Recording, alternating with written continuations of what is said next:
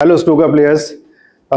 एक वीडियो और मैं लेके आपके सामने आज आया हूँ। माफ़ी चाहता हूँ, पिछले हफ्ते वीडियो नहीं डाल पाया, मेरे यहाँ टूर्नामेंट चल रहा था। तो इस बार मैं एक बहुत ही इंपॉर्टेंट वीडियो आपके सामने लेके आया हूँ। ब्रिज आपको कैसे रखना है, कैसे बनाना है, और हर शॉट में टॉप स्पिन हम दे रहे हैं, बैक स्विंग हम दे रहे हैं, स्क्रू शॉट हम खेल रहे हैं, टर्न शॉट खेल रहे हैं, स्टॉप शॉट खेल रहे हैं, सब में ब्रिज जो है वो उसकी स्थिति कैसी रहेगी वो मैं आपको बताने वाला हूँ। इसके अलावा हमारे क्यू बॉल से हमारे ब्रिज की दूरी कितनी होनी चाहिए, ये बहुत ही इंपॉर्टेंट चीज़ है। आप लोग जनरली इस पे ध्यान नहीं देते हैं, क्योंकि हर एक मिलीमीटर, सेंटीमीटर में, एक इंच में, सब में बहुत बड़ा फर्क पड़ता है। एक मैं एग्जांपल अपने स्टूडेंट्स को भी देता हूँ, आपको भी बताऊँगा। मान लीजिए कि हम लोग देखते हैं क्रिकेट में देखते हैं कि बॉलिंग होती है, पिच होती है हमारी 22 यार्ड्स की, तकरीबन 66 फीट। लेकिन जो बॉलर है वो अपनी हील को तकरीबन, ये अगर हमारी लाइन है तो हील को एकदम पीछे ही हील गिरती है, ताकि वो नो बॉल और क्या कहते हैं, एक फेयर बॉल पे जो है तकरीबन 1 मिलीमीटर 1 सेंटीमीटर का फर्क रहता है। 22 यार्ड की पिच है, 66 फीट तकरीबन होती है। उसमें अगर वो 2 इंच पीछे से कर लेगा तो उसको क्या फर्क पड़ेगा, लेकिन फर्क पड़ता है। तभी तो 66 फीट में अगर उसको 1 इंच में फर्क पड़ रहा है, तो हमारी तो टेबल 12 फीट की है, या ब्रेथ वाइज ले तो 6 फीट की है, फर्क पड़ता है। लॉन्ग जंप में आप देख सकते हैं, आप जेवलिन थ्रो में दे सकते हैं कि जरा सी 1 इंच 2 इंच से वो लोग जो है फाउल भी कर देते हैं, इतना वो रिस्क लेते हैं, लेकिन उससे जरूर फर्क पड़ता है।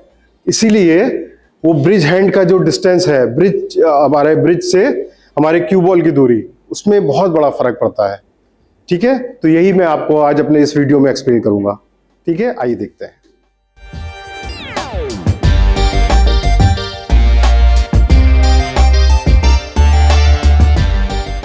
देखिए, जैसे कि मैंने बताया था कि ब्रिज की क्या पोजीशन रहती है, चारों शॉट मैंने आपको बताए हैं।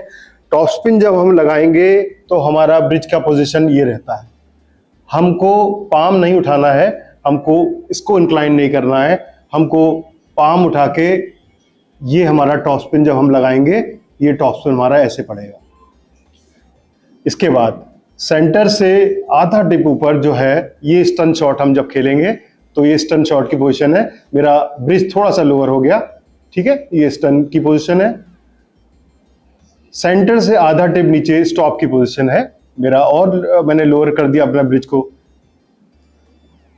स्क्रू बैक के लिए मैंने फ्लैट ब्रिज कर दिया अपना काफी, तो ये मेरा स्क्रू की पोजीशन हो गई।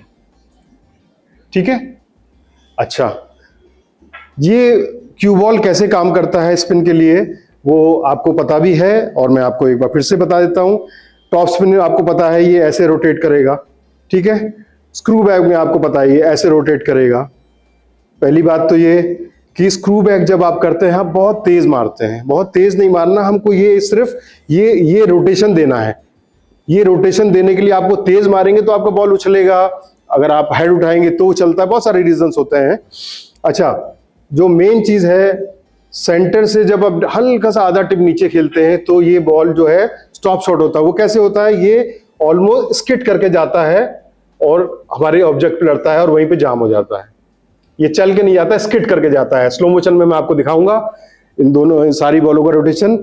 अच्छा, स्टन में क्या होता है, आधा टिप ऊपर से खेलते हैं सेंटर से, तो ये स्किट करके जाता है, क्योंकि हमने थोड़ा सा ऊपर से खेला है, ये स्किट करके जाता है। ऑब्जेक्ट से जैसे ही टकराता है तो जितना भी बचा हुआ इसमें स्पिन होता है, वो 2-3 रोल 4 रोल वो करता है, तो इसलिए स्टन होता है।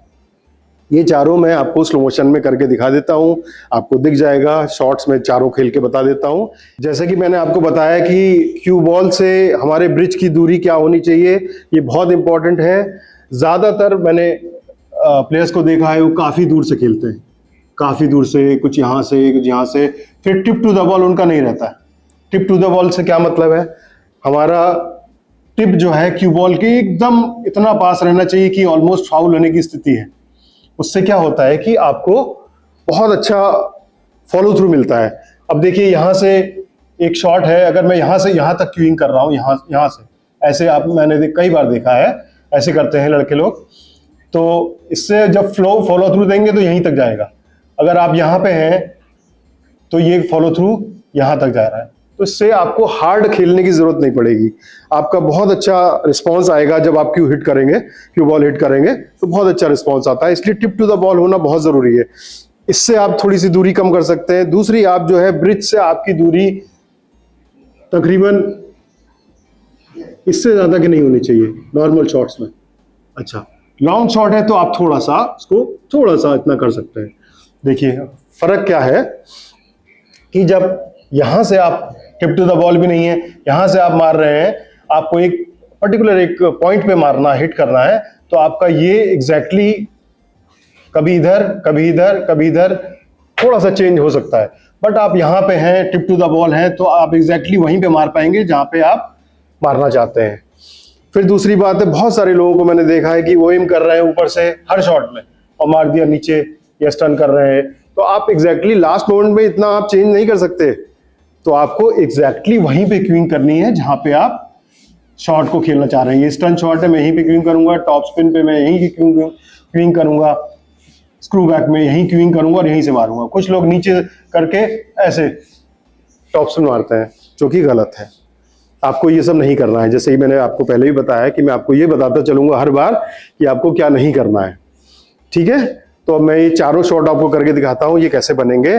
और ब्रिज, जैसे कि मैंने बताया है, हमारा बहुत ही एक मॉडरेट डिस्टेंस पे होगा, वो भी चेंज हो सकता है, वो भी चेंज होगा। जैसे कि हमारी और क्लोज आ गई बॉल, तो अब यहाँ पे आप नॉर्मल क्यूइंग नहीं कर सकते इतनी दूरी से, आपको ब्रिज को और पास लाना पड़ेगा।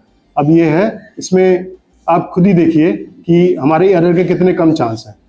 यहाँ से एक तो आपका रोल शॉट ना हो जाए, डबल क्यू ना हो जाए, या फिर आपका एक्यूरेसी में भी फर्क पड़ता है। ये सब बहुत इंपॉर्टेंट चीज है। तो ब्रिज से आपके क्यू बॉल की दूरी मॉडरेट होनी चाहिए, जितना कि तकरीबन ये कितना होगा, करीब मेरे ख्याल से 9 इंच तक होगा। इसको आप थोड़ा सा वेरी कर सकते हैं, लॉन्ग शॉट अगर है तो थोड़ा सा वेरी कर सकते हैं। 9 से 12 इंच के बीच में ही आपको रहना है, बट नॉर्मल शॉट में आपको 9 इंच तक ही रहना है, ठीक है। अब मैं ये चारों शॉट आपको करके दिखाता हूँ। फर्स्ट शॉट ये है मेरा टॉप स्पिन। आप देखेंगे इसको ये कैसे काम करता है। मेरा पाम रेस है,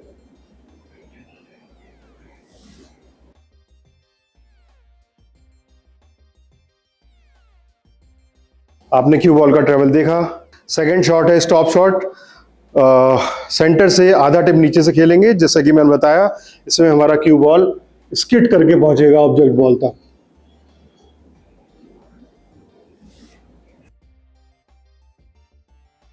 थर्ड शॉट है स्टन शॉट। इसमें सेंटर से आधा टिप ऊपर से खेलेंगे, आधी से ज्यादा दूरी तक ये स्किट करके पहुंचेगा। उसके बाद ये जितना स्पिन इसमें बचेगा, ये क्यू बॉल मूव होगा।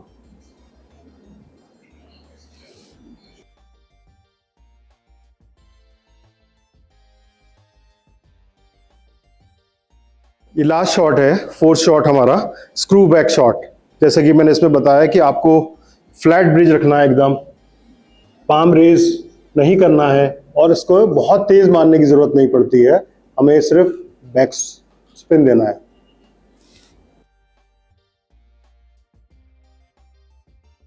आपने देखा ये स्पिन हुआ, ये हमारा चौथा शॉट था। जैसे कि आपने अभी देखा, मैंने चारों शॉट आपको खेल के दिखाए। ब्रिज से क्यू बॉल की दूरी बहुत इंपॉर्टेंट है। आप इसको प्लीज प्लीज प्लीज अपने गेम में शामिल कीजिए। टिप टू द बॉल रहना बहुत जरूरी है। शुरुआत में हो सकता है कि आप प्रैक्टिस करते हो एक आध बार फाउल हो जाए, बट आप डरिए मत, आप प्रैक्टिस करेंगे तो वो नहीं लड़ेगी, ठीक है। तो ये बहुत ही इंपॉर्टेंट चीज है, जो ब्रिज और हमारी क्यू बॉल की दूरी, इसको थोड़ा सा कम करिए और आप देखेंगे कि आपका कंट्रोल बढ़ेगा। Thank you for watching this video. Please subscribe.